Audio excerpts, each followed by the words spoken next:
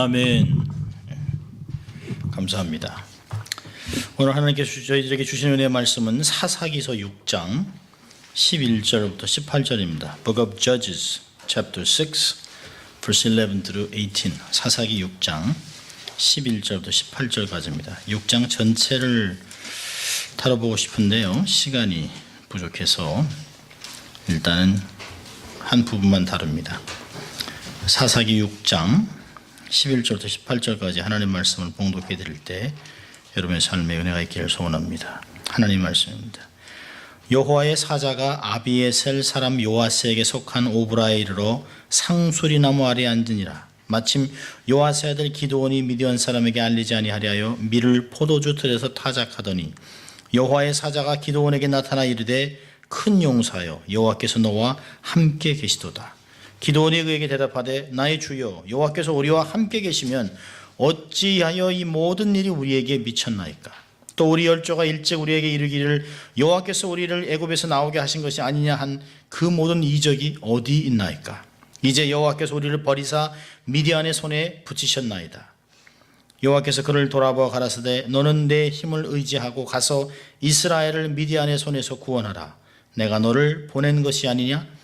기드온이 그에게 대답하되 주여, 내가 무엇으로 이스라엘을 구원하리이까? 보소서, 나의 집은 므낫세 중에 극히 약하고 나는 내 아비 집에서 제일 작은 자니이다. 여호와께서 그에게 이르시되 내가 반드시 너와 함께하리니 내가 미디안 사람 치기를 한 사람을 치듯 하리라. 기드온이 그에게 대답하되 내가 주께 은혜를 얻어 싸우면 나와 말씀하신 네가 주 되시는 표징을 내게 보이소서. 내가 예물을 가지고 다시 주께로 와서 그것을 주 앞에 드리기까지 이곳을 떠나지 마시기를 원하나이다. 그가 가로되 내가 너 돌아오기를 기다리리라. 아멘. 하나님 말씀입니다. 여름이 온 것 같습니다. 여름. 저는 개인적으로 너무 좋습니다. 따뜻하고 춥지 않기 때문에 너무 좋습니다. 저는 추운 것은 아주 싫습니다.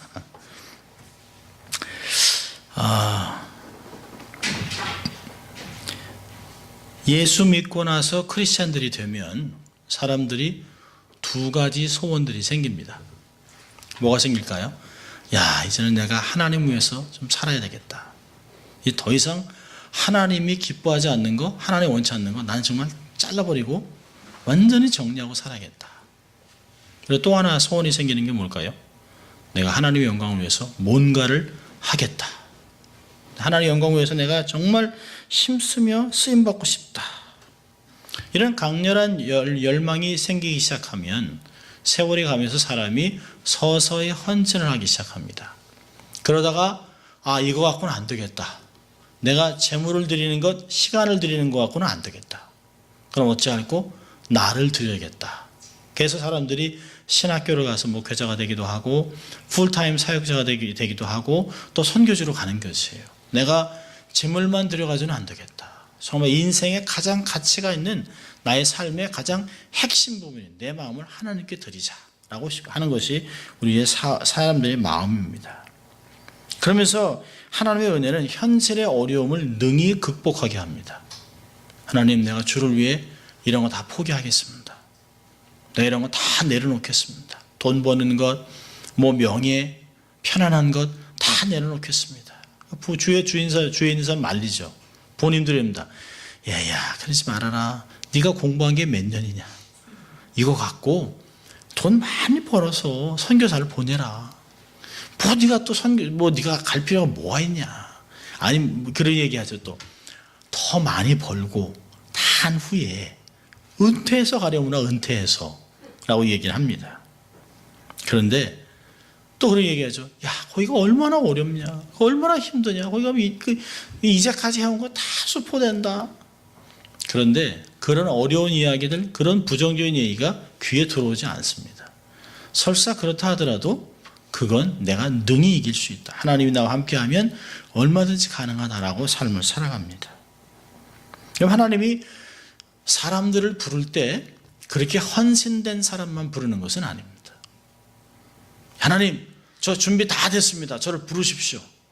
절대 하나님 손해보지 않습니다. 나만 찍으면, 나만 택하면 하나님 좋은 거예요. 절대 손해보지 않습니다. 이 세상에 나 같은 사람이 어디 있습니까? 이런 사람은 별로 없어요. 우리가 봐도 아이고 어떻게 하나님이 저런 사람을 택했노. 저도 저를 보면 얼마나 하나님이 급하셨으면 나 같은 사람을 택하셨을까. 이거 뭐 예수 믿는 가정에서 태어난 사람도 아니거든요, 저는.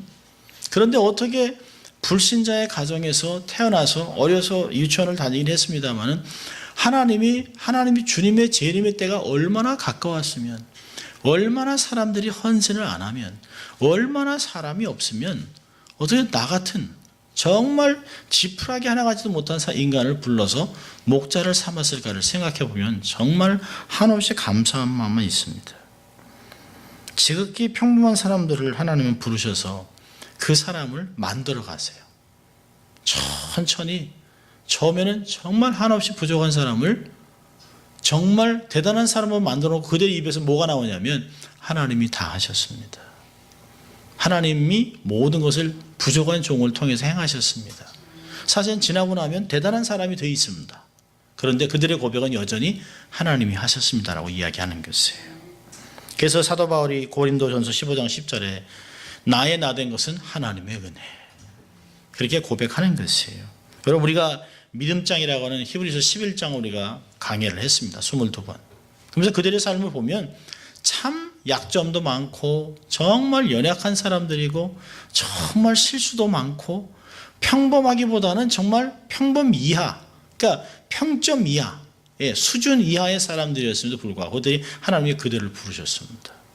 그리고 그들을 하나님이 서서히 정말 사람답게 하나님의 뜻에 살아갈 수 있도록 하나님이 서서히 능력도 주고 부르심 속에서 그를 도와주면서 하나님의 역사를 이루셨어요. 자, 모두가 다 우리와 같은 사람들입니다. 히브리서 11장은 거기서 끝나지 않았습니다. 히브리서 11장은 지금까지 우리를 통해서, 우리 세대를 통해서 우리들의 이름을 계속해서 기록하고 있습니다. 누구누구는 믿음으로, 누구누구는 믿음으로 살았다고 이야기하고 있습니다. 우리의 자녀들도 주님이 우리의 때에 오신다면 우리의 때에 마치겠지만 히브리서 11장은 주님이 다음 세대에 온다면 우리의 자녀들을 통해서라도 하나님의 누구누구는 믿음으로 살았다고 기록할 것입니다. 야고보서 5장 17절과 18절은 이렇게 기록합니다.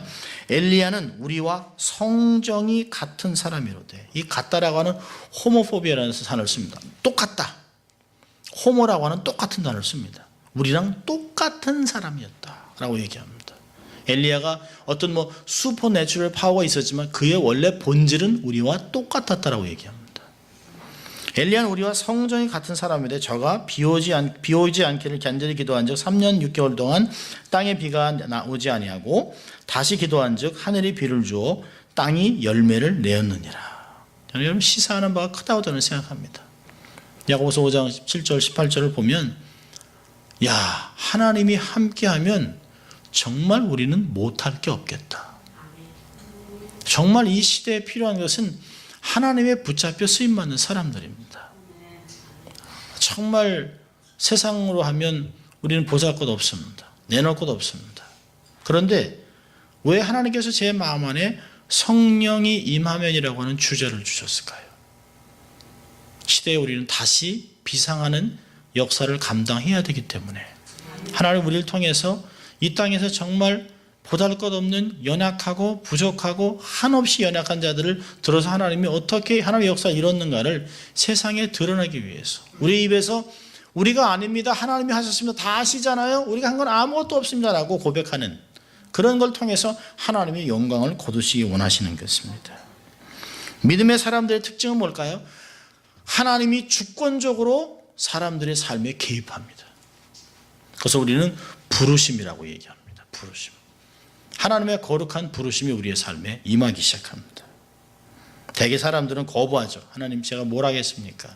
하나님, 다른 사람 택하십시오. 아니, 사람 많고 많은데 어떻게 나 같은 사람을 찍었습니까? 하나님 손해봅니다. 아닙니다. 우리 형을 데려가세요. 동생 데려가세요. 옆집 사람, 박집 사람 이렇게 얘기합니다. 결국은 하나님이 내게 초점을 맞추고 있다는 것을 알게 됩니다. 그리고는 거기에 순복하죠. 굴복하죠. 그리고 하나님의 말씀에 순종하고, 그리고 그 순종하고 따라가는 믿음을 통해서 하나님은 역사를 이루어 나가는 것을 볼 수 있습니다. 그리고 결국에는 하나님이 큰 영광을 거두셨어요. 앞으로 우리는 12주 동안 성령이 임하면이라고 하는 주제를 가지고 성경에 나오는 믿음의 사람들의 삶에 나타난 능력과 역사를 살펴보면서 정말 그 시대와 별 차이가 없는 현대를 살아가는 어쩌면 무기력한, 어쩌면 한없이 연약한 우리의 삶에 우리도 저런 삶을 살 수 있겠다. 오직 성령이 우리의 삶에 임하면, 그래서 우리가 성령 충만을 구하는 그런 삶이 되기를 소원하는 것입니다. 오늘 본문의 기도원의 삶을 살펴보려고 합니다. 하나님이 또 기회를 주시면 사사기서를 강의해보고 싶습니다. 제가 여호수아를 오래전에 본교회에서 13년 전에 강의를 했기 때문에 여호수아를 강의를 해야 됩니다. 그래서 사사기를 해야 됩니다. 그런데 여러분, 오늘 본문의 기도원의 삶을 살펴보면 기도원을 하나님이 부르실 때의 당시 상황은 참 침울합니다. 여러분 6장 1절 보세요. 6장, 우리 읽지 않았습니다만, 이스라엘 자손이 또 여호와의 목전에 악을 행하였으므로 여호와께서 7년 동안 그들을 미디안의 손에 붙이시니, 미디안이 손이 이스라엘을 이깁니다. 하나님이 붙여놨기 때문에 이스라엘이 이길 수가 없어요. 이스라엘 자손이 미디안을 인하여 산에 구멍과 굴과 산성을 자기를 위해 만들었습니다. 뭐 때문에요? 전쟁하기 위해서요? 아니요. 숨어있기 위해서. 이 미디안 족속은 사막에 사는 아주 호전적인 민족입니다. 전쟁을 아주 좋아합니다. 피 흘리기를 좋아하고 남이 그를 탈취하는 걸 기쁨으로 여기는 민족입니다. 그런데 하나님이 그들을 막아놓으셨어요. 감히 이스라엘을 침범하지 못하도록 하나님이 그 주위를 막아놓으셨습니다.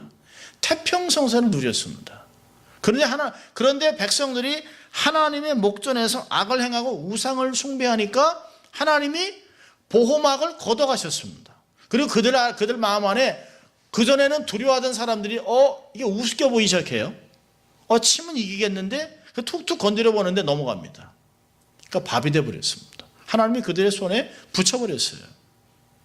그러니까 이들이 추수할 때마다 미디안 족속들이 막 쳐들어옵니다. 그래서 이들이 해놓은 그 거둔 곡식들을 다 뺏어가는 것이에요. 뭐 사람을 죽이기도 하고 뺏어가고 때리고 폭력을 행하고 막 그럽니다. 그러니까 보세요. 이 3절 4절 보면 이스라엘이 파종할 때면 미디안 사람, 아말렉 사람, 동방 사람이 치러 올라와서 진을 치고 가사에 이르도록 토지 소산을 멸하여 이스라엘 가운데 식물을 남겨주지 아니하며 양이나 소나 나귀도 남기지 아니하니 이는 그들이 그 짐승과 장막을 가지고 올라와서 메뚜기 떼같이 들어오니 그 사람과 약대가 무수함이라. 그들이 그 땅에 들어와 멸하려 하니 이스라엘이 미디안을 인하여 미약함이 심한지라. 이에 같이 읽습니다. 이스라엘 자손이 여호와께 부르짖었다. 따라해 봅시다. 고생해야 기도 나온다. 고생해야 기도가 나오는 거예요. 고생해야 무릎을 꿇는 것이에요. 우리가 스스로 자원해서 무릎을 꿇으면 얼마나 좋은 사람이겠어요. 그런데 우리는 그렇게 안 합니다. 목이 곧은 백성이기 때문에 잘 나가면 절대로 무릎 꿇지 않습니다.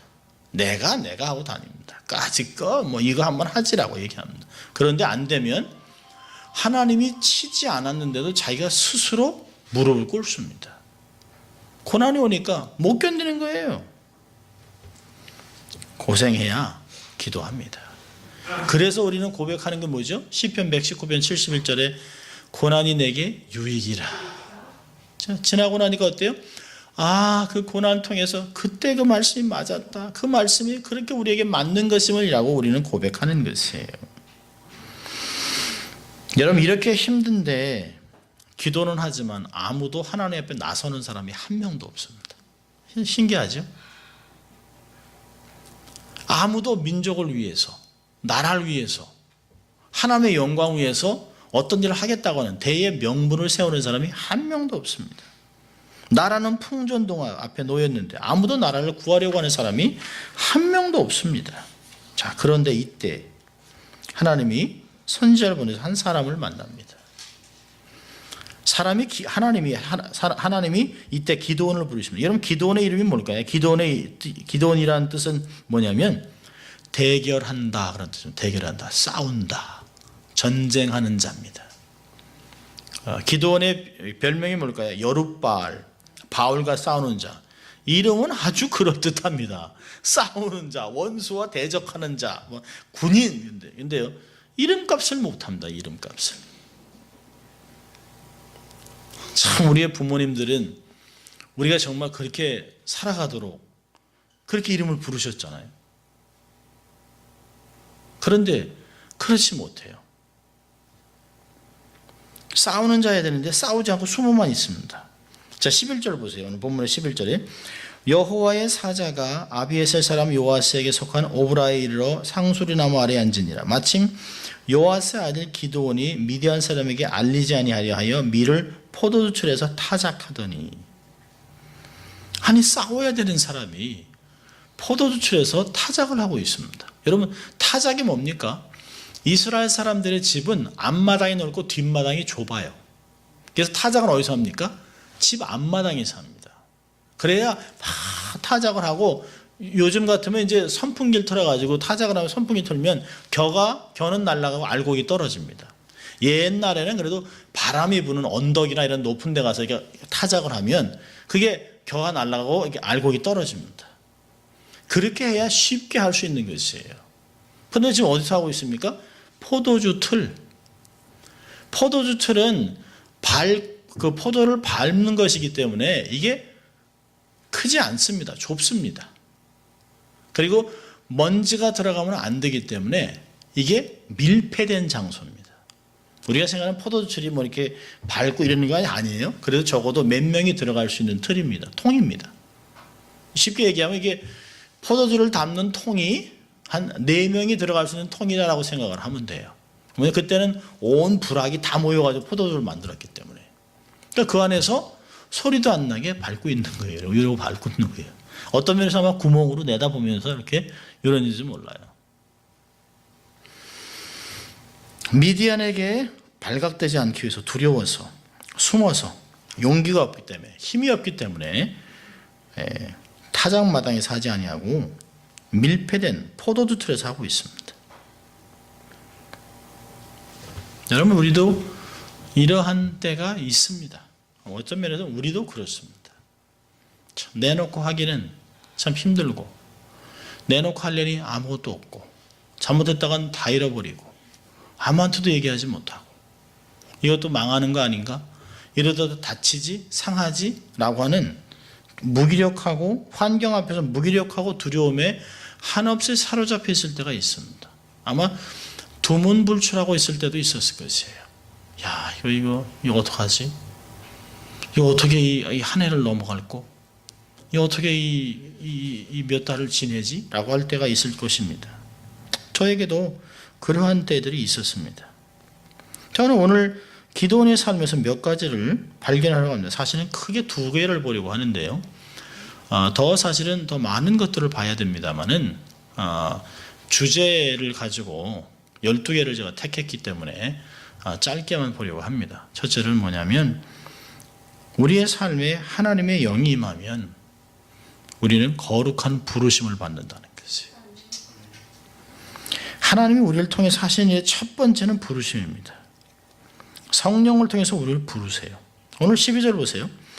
여호와의 사자가 기드온에게 나타나 이르되 큰 용사여 여호와께서 너와 함께 계시도다. 아도나 임하 기볼 하헤일이라고 하는 히브리 단어는 우리가 생각하는 그런 의미가 아닙니다. 마치요, 권세를 가지고 하나님이 너와 함께 하고 있다. 야, 너 지극히 강한 택한 용사. 그런 의미가 있습니다. 대단한 것이에요. 사실은 이게 어마어마한 부르심입니다. 여러분, 하나님의 부르심은 후회함이 없습니다. 하나님의 부르심은 다 거룩합니다. 왜요? 그분이 능력이 원체 크고 무궁무진하고 전지전능하고 무소부지하기 때문에 하나님의 부르심은 나의 크고 작음하고는 상관이 없어요. 환경하고는 아무 상관이 없습니다. 하나님이, 그 크신 하나님이 우리를 부르신 것은 엄청난 부르심입니다. 하나님이 그에게 가서 그랬습니다. 신분을 얘기하고 있어요. 너는 누구냐?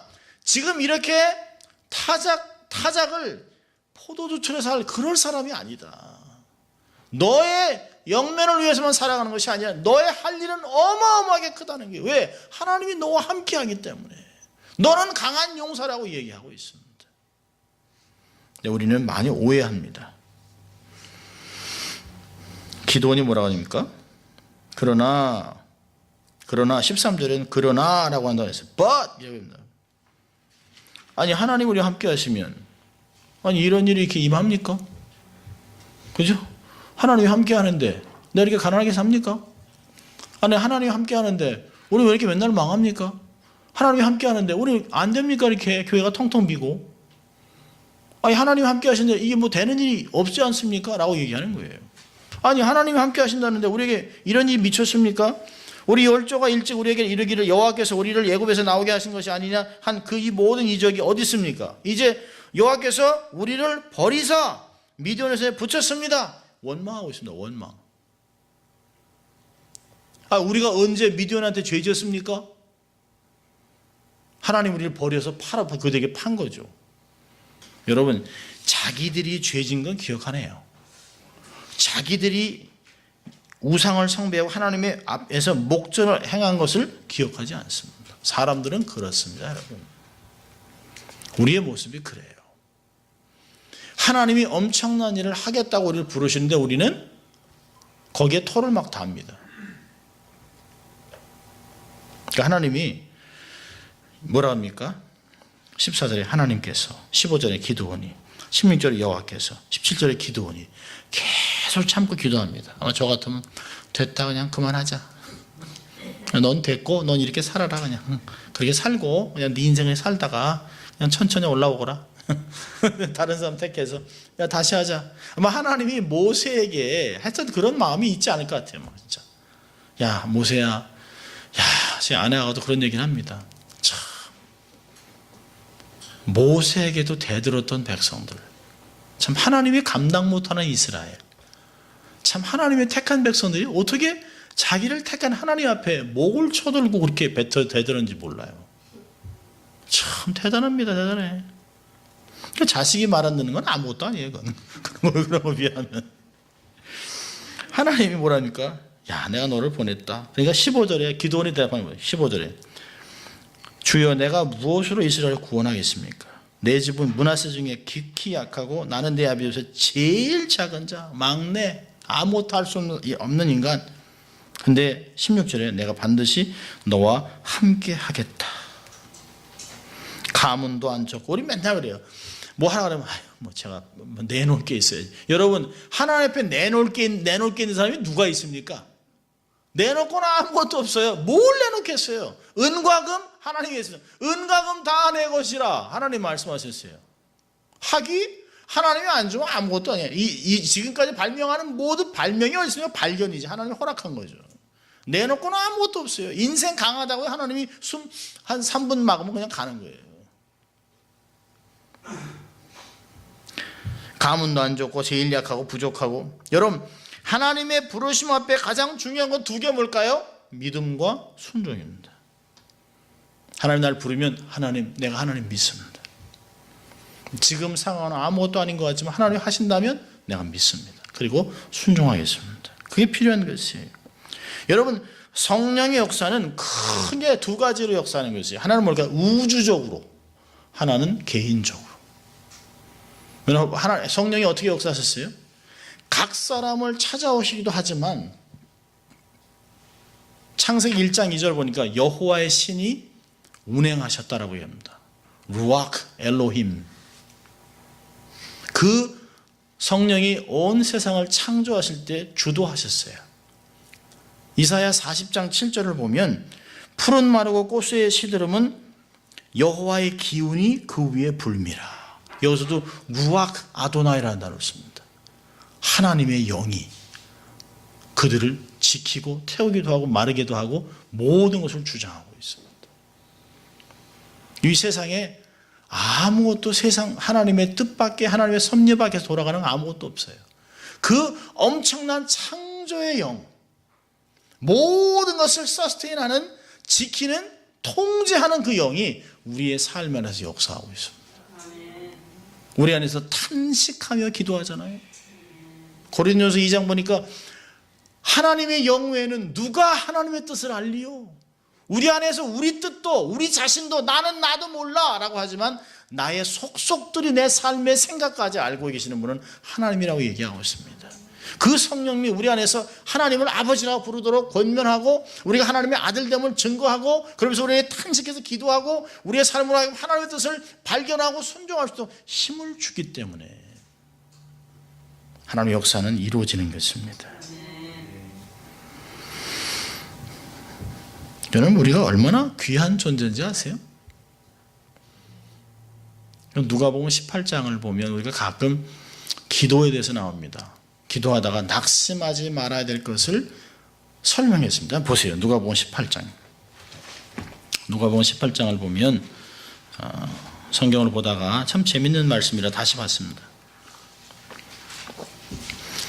여러분, 우리가 기도하면서 응답이 안 되면 낙심되잖아요. 여러분들 전혀 낙심도 안 하고 있는 표정이 전혀 낙심 금물 이 표정이 얼굴 표정이 그런 것 같아요. 저는 낙심해요. 18장 1절에 항상 기도하고 낙심치 말아야 될 것을 저에게 비유로 하여 가라사대 어떤 도시에 하나님을 두려워 아니하고 사람을 무시하는 한 재판관이 있는데 그 도시에 한 과부가 있어 자조구에게 가서 내 원수에 대한 나의 원한을 풀어주소 하되 그가 얼마 동안 듣지 아니하다가 후에 속으로 생각하되 내가 하나님을 두려워 아니하고 사람을 무시하나 이 과부가 나를 번거롭게 하니 내가 그 원한을 풀어주리라. 그렇지 않으면 늘 와서 나를 괴롭게 하리라 하였느니라. 주께서 또 가라사대 불의한 재판관의 말한 것을 들으라. 하물며 하나님께서 그 밤낮 부르짖는 택한 자들의 원한을 풀어주지 아니하시겠느냐? 저에게 오래 참으시겠느냐? 내가 너에게 이르노니 속히 그 원한을 풀어주리라. 그러나 인자가 올 때에 세상에서 믿음을 보겠느냐 하시니라. 여러분, 6, 7절에 중요한 그 키가 있습니다. 택한 자. 여러분, 기도는 내가 얼만큼 하느냐가 중요한 게 아니에요. 기도는 관계에 있는 겁니다. 여러분, 홈레스가 아무리 부르짖고 땡깡을 부리고 눈물 쏟고 콧물 쏟고 하면서 뭐 달라고 얘기해도 나하고는 아무 관계 없는 사람이에요. 옆집 애가 우리 애한테 준 거 나도 그거 달라고 막 뒹구르고 막 엎어지고 자빠지고 눈물 흘리고 벽을 쳐도 걔는 나하고는 아무 상관이 없는 거예요. 여러분, 세상이 얘기하는 것 같이 정말 내가 열심을 내면 하늘도 감동해서 응답한다? 그건 비성적인 것이에요. 성경은 뭐라고 합니까? 우리가 구하기 전에도 아시는 하나님. 하늘의 공중에 나는 새를 보라는 것이에요. 밖에 있는 풀을 보라는 것이에요. 이런 것을 다 먹이거나 하물며 너희에게로 겠냐? 여러분, 누가복음 18장에서도 우리가 가르치는 게 뭐예요? 기도의 본질은 노력이 아니에요. 기도의 본질은 양이 아닙니다. 기도의 본질은 관계에 있습니다. 열심히 기도하는 게 중요한 것이 아닙니다. 내가 하나님과의 관계를 유지하는 것이에요.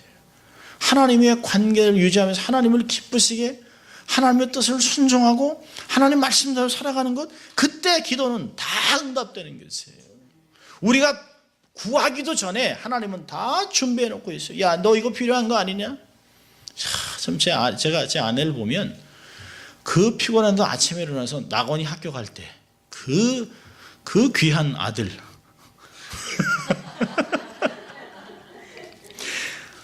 정말 그냥 그 녀석이 필요한 것들을 일일이 다 준비하고 있어. 다.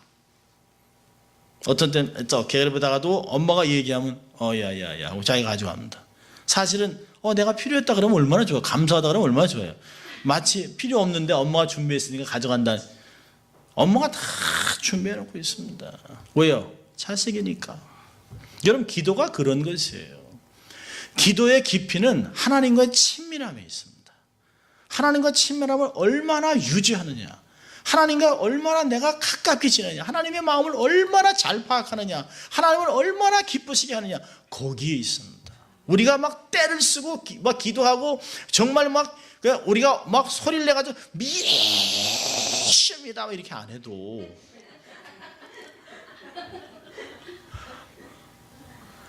새벽에 가슴을 치고 바닥을 치고 이렇게 하지 않아도 하나님이 관계 속에서 이루어주는 것이에요. 여러분, 기독교는 관계입니다. 관계. 무엇을 해야만 얻는 것이 아닙니다. 하나님의 부르심은 섭리 가운데 이루어지는 것이에요. 하나님이 우리를 자녀로 삼으셨기 때문에, 만세전에 우리를 택하셨기 때문에, 하나님의 때에 우리는 알지 못하고, 우리는 부족하고, 우리는 연약한데 아무것도 모르는 철부지 같은 우리들 하나님이 오래전에 택해 놓으셨기 때문에 우리를 때가 돼서 부를만 하고 부르시는 거예요. 하나님이 부르시면 후회함이 없어요. 연약한 기도를 모르나요? 하나님이 천만의 말씀 다 알죠. 우리의 연약함 몰라요? 우리가 하나님 가끔 배반하는 거 몰라요? 아세요. 그렇지만 그 연약함 속에 나타날 하나님의 영광을 하나님이 아시는 것이에요. 여러분, 바울의 고백과 같이 하나님 다 아신 것이에요. 모세? 여러분, 촌사람 엘리야 같은 사람을 부르잖아요. 정말 촌부들, 어부들, 정말 아무것도 배운 것 없는 그런 사람들을 부르잖아요. 그들을 하나님이 사람을 만들어요. 다 하셨어요. 기생 라합.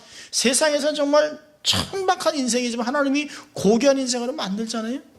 기생의 아들 사사로 만들잖아요. 기생의 아들 입다 만들잖아요. 하나님은 하시는 것이에요. 우리가 사람을 판단해서는 안 되는 것입니다. 정말 무서운 건 우리가 우리를 판단하는 거예요.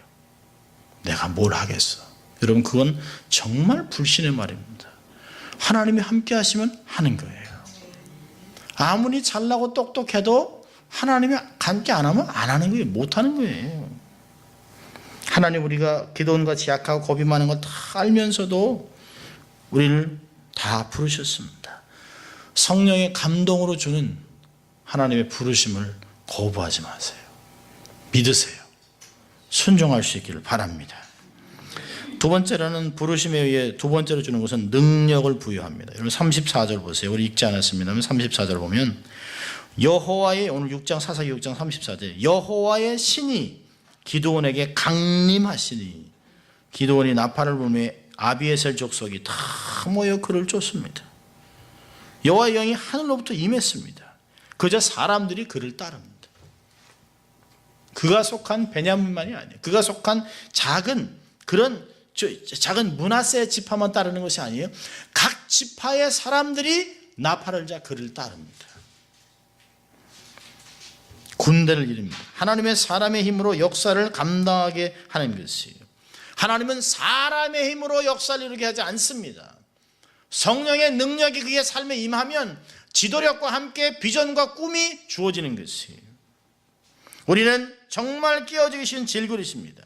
이 삶에 하나님의 보배, 하나님의 비전, 하나님의 힘, 하나님의 능력, 권능이 우리의 삶에 임했기 때문에 우리의 능력은 우리에게 있지 않습니다. 능력의 근원은 하나님께 있는 것이에요.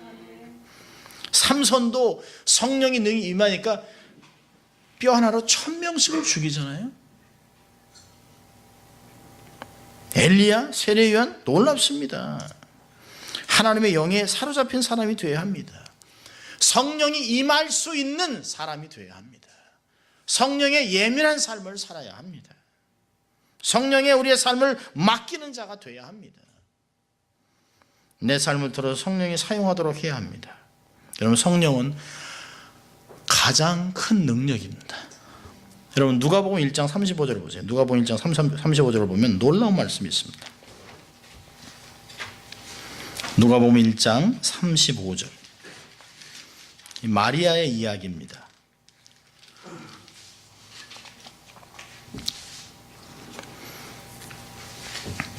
마리아에게 34절 보니까 1장 34절, 마리아가 천사에게 말하되 나는 사내를 알지 못합니다. 어찌 내게 이런 일이 있겠습니까? 천사가 마리아에게 임했습니다. 그런데 마리아가 놀라지 않습니다. 평상시에 하나님과의 친밀함을 유지했던 사람이에요. 어린 사람이지만 아마 지금 같으면 한 15, 16살의 여인입니다. 그런데 하나님의 음성을 두려워하지 않습니다. 의외로 스가랴 같으면 그 제사장으로 그 나이가 많은데도 불구하고 천사를 보고 놀래요. 그리고 결국은 믿지 않았기 때문에 입을 막아놓습니다. 그런데 어린 마리아, 그 마리아에게 정말 기가 막힌 말을 하잖아요. 내가 사내를 낳겠다. 이거 너 돌로 맞아 죽는다. 이제 그 얘기하는 건 똑같은 거 아닙니까? 아니, 내가 남자를 모르는데, 한 번도 관계를 안 했는데, 어떻게 아이를 낳을 수 있습니까? 근데 놀라운 말을 합니다. 35절에 천사가 대답하되, 성령이 내게 임하고, 지극히 높으신 이의 능력이 너를 덮으리니, 이러므로 나실 바 거룩한 자 하나님의 아들이라 일컬이라. 여기에 두 개가 있어요. 성령이 내게 임하시고 지극히 높으신 이의 능력이 너를 덮는다. 이 덮는다라고 하는 단어가 대단한 단어입니다. 에피스키아세이라고 하는 그 헬라 단어는 군사 용어입니다. 군사. 하나님의 권능으로 내 삶에 진입한다. 내 삶의 가장 최고지를 탈환하고 지배하고 통치할 것이라고 얘기해요. 내 인생 전체를 하나님의 능력이 지배하고 통치할 거라고 하는 단어가 여기 있습니다. 아마 마태의 단어로 표현한다면 침노하는 자. 천국은 침노하는 자의 것이 그런 말이 있잖아요. 하나님이 내 삶에 진입해서 내게 하나님의 능력이 내 삶의 깊은 곳에 임해서 거기서 성령으로 잉태함의 역사가 날 것이라고 얘기하는 것이에요. 여러분, 하나님의 능력이 이렇게 임하는 것이에요. 우리의 삶에 내가 생각할 수 없는 오순절마가 다락방의 역사 그런 거니 하늘로부터 불의 혀가 갈라지는 것 같이 성령 전체가 각 사람의 삶에 온전히 한 사람에게 임했습니다. 마치 누가는 사도행전을 그렇게 기록했습니다. 하나님의 능력이 각자의 삶에 하나님 인격체 전체가 한 분 한 분이 계속 그의 삶에 들어갔다는 것이 능력으로. 부분적으로 갈라져서 조금씩 들어간 것이 아니에요. 하나님의 능력 전체가 한 사람에 들어가 있습니다.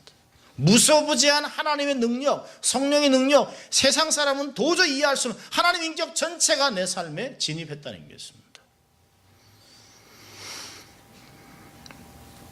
가장 강한 하나님의 능력이 성령을 통해 한 사람의 삶에 진입하는 것이에요. 어떨 때 하나님의 능력이 우리가 이제 계속 볼 것입니다. 하나님의 능력이 어떤 사람에게는 불의 혀같이 임하는 것 같이 불같이 임할 수도 있어요. 어떤 사람은 이 마리아 같이 대화하는 가운데 인격적으로 삶에 임할 수도 있습니다. 어떤 사람은 기도하는데 느낌없이 다양하게 성령의 충만함의 삶에 임할 수 있습니다. 내가 성령의 능력이 임했기 때문에 방언을 하고 소리치고 기도하고 꼭 그래야만 하는 것은 아닙니다. 성령이 충만하게 임하면 내 마음은 가장 깨끗합니다.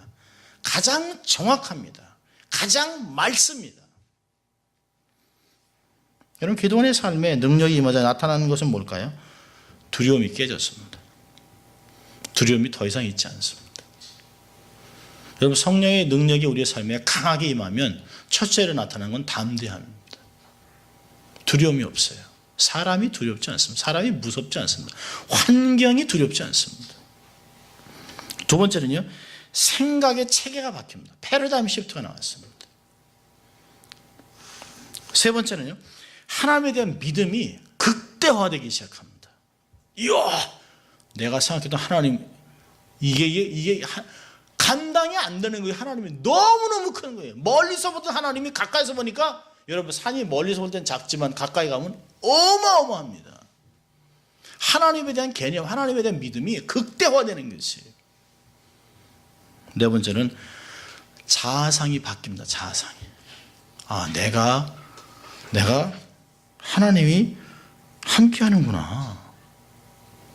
내가 더 이상 이렇게 고백하면 안 되겠다 라고 하는 것이 막 나타나는 것이에요. 우리의 삶에 정말 우리가 성령을 충만히 받고 유지해야 되는 이유는 건강한 자아상을 위해서도 필요합니다. 믿음 생활을 위해서도 필요한 것이에요.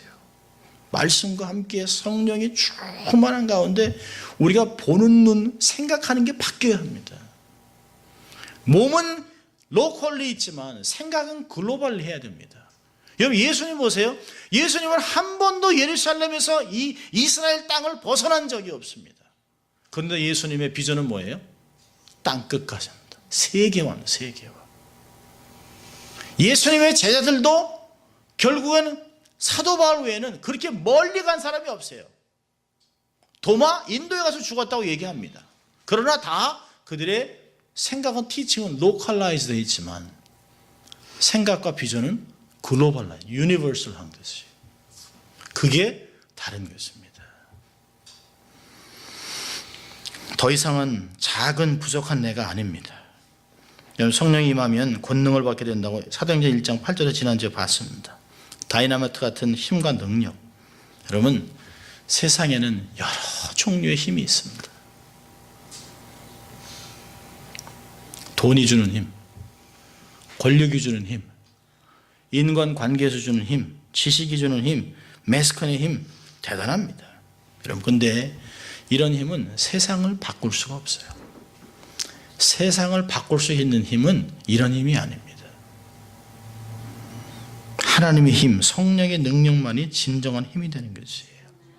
여러분, 구약에서는 힘이라고 얘기할 때 내 능력 되신다고 해서 능력을 두 가지 히브리어 단어를 사용합니다. 하나는 아혼이라는 단어인데요, 이건 인간적인 힘입니다. 어떤 사람이 덩치가 크다, 우선 힘 있겠다 얘기할 땐 아혼이라는 단어를 씁니다. 그런데 하나님께로 오는 힘이라고 얘기할 때는 자하라고 하는 단어를 씁니다. 자하. 이 하사크라고 하는 이 단어들은 하나님이 주신 힘이에요. 여러분, 다윗과 골리앗을 보세요. 두 사람이 다른 힘을 갖고 있습니다. 골리앗은 체격이 대단합니다. 3m입니다. 3m. 그 사람이 갖고 있는 창이 60, 70kg입니다. 그걸 성냥개비 다시 다룹니다. 얼마나 힘이 큽니까? 보통 사람의 5배는 됐을 거예요, 체격이. 그에 비해서 다윗은 작습니다. 아담합니다. 그런데 그가 갖고 있는 힘은 뭐라고 얘기합니까? 사무엘상 17장 47절에 나는 만군의 여호와의 힘으로 내게 간다.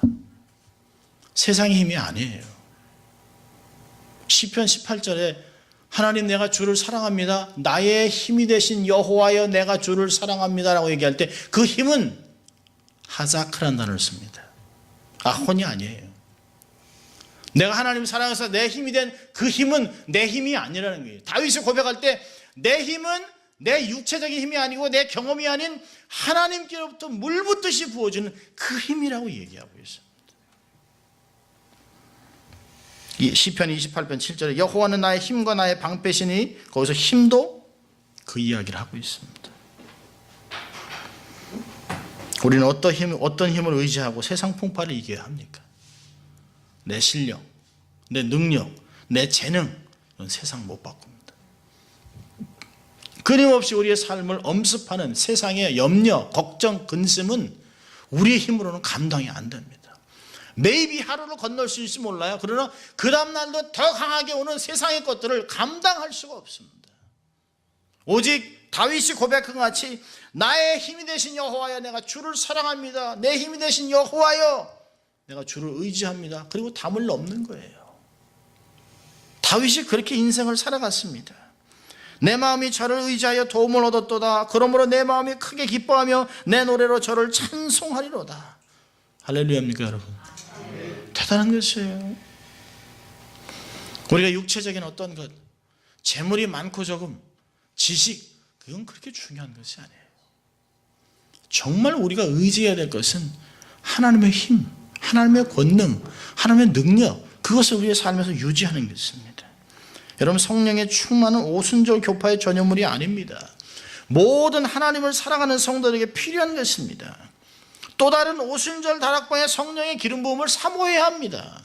마지막 때 정말 주님이 오시기 전에, 그 전에 정말 세상을 정복하고 다스리는 하나님의 사람들이 되기 위해서는 우리의 힘으로는 안 돼요.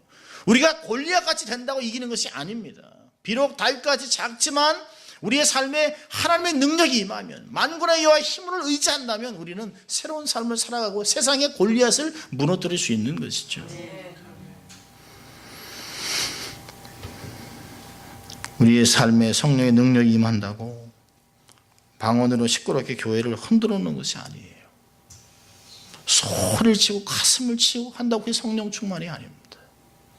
성령의 충만함은 말씀이 충만해지는 것이, 우리의 삶에 냉철한 머리, 분별력이 필요합니다. 그리고 뜨거운 열정, 하나님을 사랑하고 말씀대로 순종하겠다는 과격한 믿음, 그것이 성령의 충만함의 모습들입니다.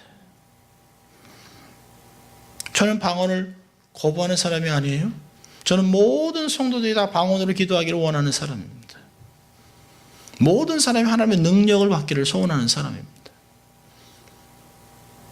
그렇지만 모든 것은 말씀에 뿌리를 내리고 있어요. 세상의 장애물을 뛰어넘는 사역은 성령의 충만함으로만 가능합니다. 장애물 앞에 주저앉지 마십시오.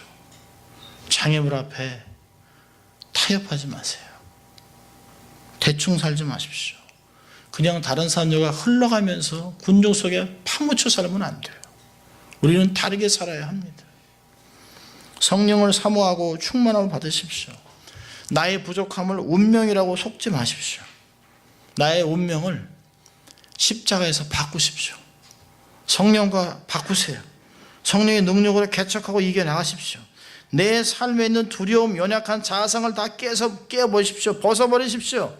진정한 커밍아웃은 내가 개입니다. 그런 게 커밍아웃이 아니에요. 진정한 커밍아웃은 불신의 에고시를 깨고 나오는 것이에요.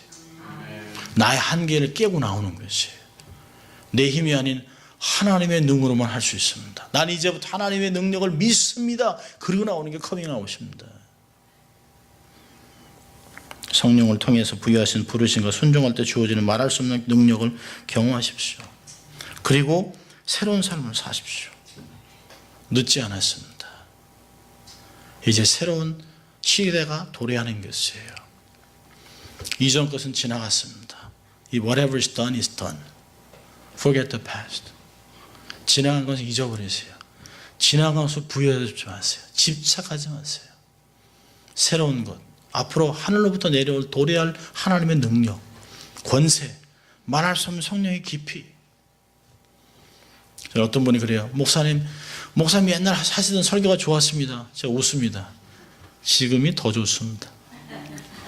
그때는 모르고 한 설교고 지금의 깊이는 10배 이상을 더합니다. 말씀을 더 많이 받고 10년의 깊이를 하나님이 더하게 하셨기 때문에 말씀은 한없이 깊어져 있습니다. 하나님의 말씀을 우리의 삶에 받을 그릇을 준비하는 것이에요. 그 말씀 우리의 삶에 받으면 정말 성령이 우리의 삶에 임하면 그 말씀이 우리의 삶에 정말 무기가 되는 거죠. 무기고가 확보되는 것이 사단을 점령할 수 있는 그런 힘들이 막 생깁니다. 이 시대에 기도원이 되어주십시오. 성령의 능력을 받아서 여호와의 칼이요 기도원의 칼이요 우리보다 몇백 배가 많은 미디안 군대를 능히 치고 하나님의 역사를 일으키는 하나님의 뜻을 이루는 여러분 될 수 있길 주의 이름으로 축원합니다. 기도하겠습니다. 하나님 아버지 감사합니다. 오늘도 하나님 저희들을 부르셔서 성령이 임하면 하나님 앞에 부르심을 받고 능력을 받고 영광 위에 쓰임받는다고 하는 말씀으로 우리를 도전하신 주님 감사합니다. 그렇습니다. 주님, 우리가 그런 삶을 살기를 소원하고 부족한 저희들을 부르신 주님께 감사하고 믿음으로 순종하고 하나님의 역사를 감당하기 위하여 능력을 물붓듯이 붓는 부음받는 저희들 될 수 있도록 하나님 축복하여 주시옵소서. 감사합니다. 예수님 이름으로 기도합니다. 아멘.